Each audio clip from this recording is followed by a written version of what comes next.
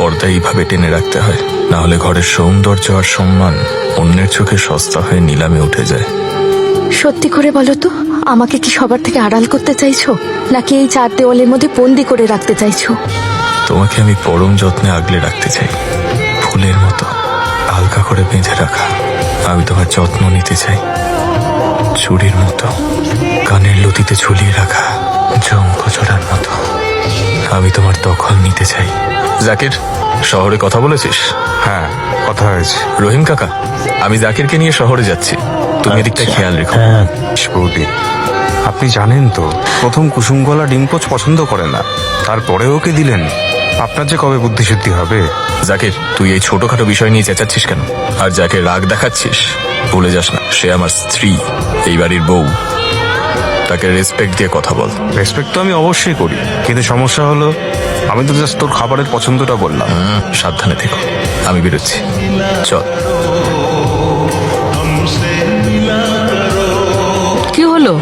চাটা তো ঠান্ডা হয়ে যাচ্ছে, শরবত করে খাবে নাকি? ভুলেই গিয়েছিলাম। সন্তানের ভাবনা পৃথিবীর সব বাবা মাকেই ভুলিয়ে রাখে। আমাদেরকে ভুলিয়ে রাখুক, তারপরে ওরা ভালো থাকুক। ভালো থাকার জন্যই তো বিয়েটা করেছে, নিশ্চয়ই ভালো আছে, ভালো থাকুক। কদিন ধরে মনটা পুরো অস্থির হয়ে আছে।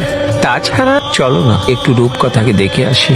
মায়ের মন অস্থির হয় না, মায়ের মন তো কাঁদে না। সন্তানের জন্য মায়ের মনের ভেতরটা ছটফট করে না। কেন যাব আমি?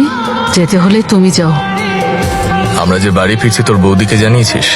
ফোনে বলে দিয়েছি, খাবারও রেডি রাখতে বলেছি। তুমি এই সময়? খুব অবাক হলে মনে হচ্ছে। হব না, তুমি ফ্রেশ হয়ে নাও, আমি চা দিচ্ছি। চা মানে? তুমি খাবার রেডি করোনি? না, আমি তো তুমি নিশ্চয়ই ভুলে গেছো বৌদি, সেটা কোনো সমস্যা নয়। কিন্তু সমস্যা হলো এত ভোলা মন হলে চলে বৌদি? তোমার ভুলে যাওয়াটা একদম উচিত হয়নি। আমি ভুলে গেছি। আমি তোমাকে কতবার ফোন করে বললাম, কখন যে কোন ধ্যানে থাকো না বৌদি। তোমার সংসারে আর একটু মনোযোগী হওয়া জরুরি। এসব কি বলছো? আমি এক্ষুনি এনে দিচ্ছি। বয়স কম, এদের ঘর আর ঘরের মানুষগুলোর প্রতি মনোযোগী হতে সময় লাগবে। প্রেমিকা হিসেবে হয়তো অনেক ভালো, কিন্তু স্ত্রী হিসেবে সেটাও সমস্যা নয়।